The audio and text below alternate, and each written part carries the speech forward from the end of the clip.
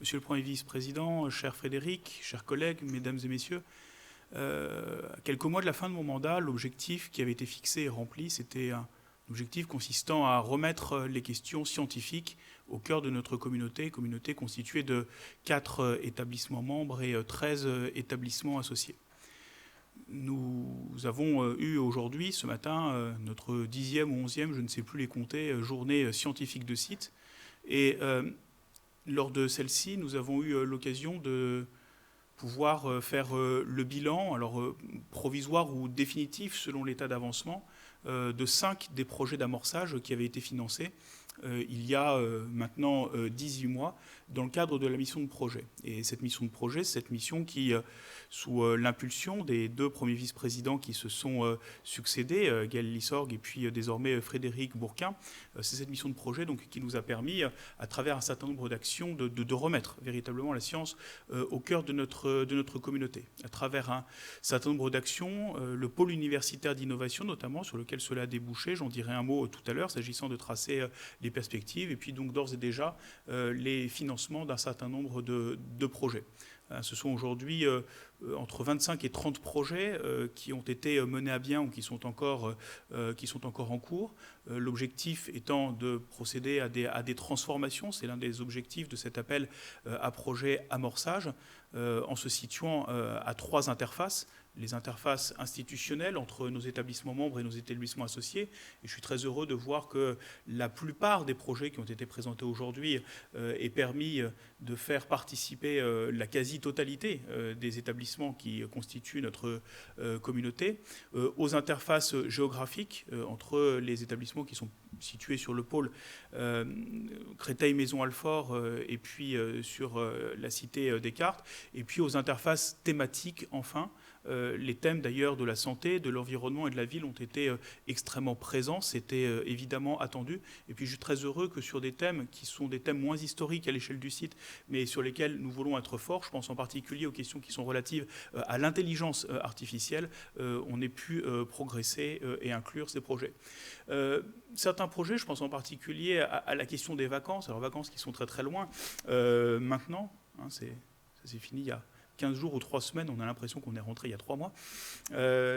Donc malheureusement, hein, trop peu de sciences humaines et sociales au sein de ces différents projets. C'est un point sur lequel, à mon avis, nous pouvons encore progresser. Et c'est une ambition générale, au-delà d'ailleurs de la question de ces appels à projets. L'un des enjeux était que ces projets fussent transformants, et ils le sont.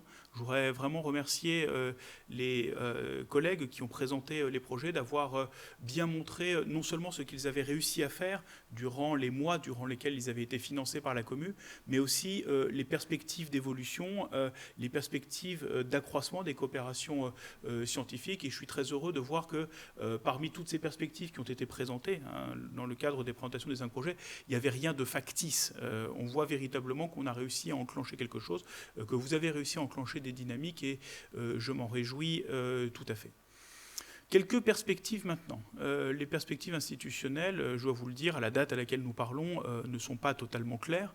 Hein, une demande ministérielle d'une ministre démissionnaire a été la suppression des communes dans l'ensemble ou la quasi-totalité du territoire national, et le passage, ce qui est envisagé à l'échelle de notre site, à des systèmes de conventions de coordination territoriale. En gros, du mécano institutionnel comme on aime véritablement le faire. Le fond, c'est-à-dire la science, devrait, quelles que soient les évolutions institutionnelles, ne pas changer. C'est-à-dire que j'ai obtenu, il y a moins d'une quinzaine de jours maintenant, l'accord des établissements qui auraient vocation, si on passait à une convention de coordination territoriale, à reprendre les activités. J'ai obtenu que nous puissions lancer le prochain appel à projet amorçage 2024, et à ce que, quoi qu'il arrive, il soit en toute hypothèse financé. Et donc cet appel est à nouveau lancé pour des montants financiers, pour des montants budgétaires qui restent les mêmes que ceux des années précédentes. Donc nous allons allouer pour une période qui ira entre mars 2025 et septembre 2026 200 000 € à partager entre plusieurs projets, avec néanmoins quelques évolutions, quelques renforcements par rapport aux appels auxquels vous avez candidaté. Les critères dont on a parlé, la question des interfaces thématiques, géographiques, institutionnelles, reste effectivement une question pertinente. La dimension transformante des projets, leur qualité scientifique reste également un élément important. Maintenant, nous souhaitons accélérer, aller un petit peu plus loin et le faire notamment dans le cadre de la construction du pôle universitaire d'innovation, Séville, Santé, Environnement et Ville, dont nous sommes lauréats et que nous portons et que nous devons maintenant construire. Et donc la question de l'innovation sera davantage présente dans le cadre de l'appel que nous lançons.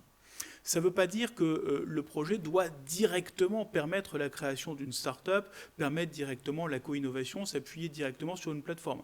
L'idée reste bien de rester dans une logique qui est une logique d'amorçage et donc d'amorcer dans quelques années justement ces différentes actions qui sont au cœur de nos PUI. Quelques mots enfin de remerciements pour finir. D'abord, je voudrais remercier les différents intervenants pour la présentation des projets. Je ne dirais pas que j'ai scientifiquement tout compris sur tous les sujets. C'est sans doute ce qui me distingue ici de mon premier vice-président Frédéric Bourquin. Je parle en particulier de la question des sciences, des sciences dures. Mais merci en tout cas beaucoup d'avoir fait cet effort de rendre compte et de rendre compte à notre communauté de la manière dont vous avez mené ces projets d'amorçage, de la manière dont vous envisagez d'autres coopérations à l'avenir à l'échelle du site. Puis donc merci également aux agents de la Commu qui ont permis à la fois le bon déroulement de ces projets et puis le bon déroulement aussi de cette journée scientifique qui en est finalement la vitrine. Merci beaucoup aux collègues de la mission de projet, Morgane et Uriel, et puis merci également donc aux autres services et en particulier au service communication. Voilà. Bon appétit à toutes et à tous.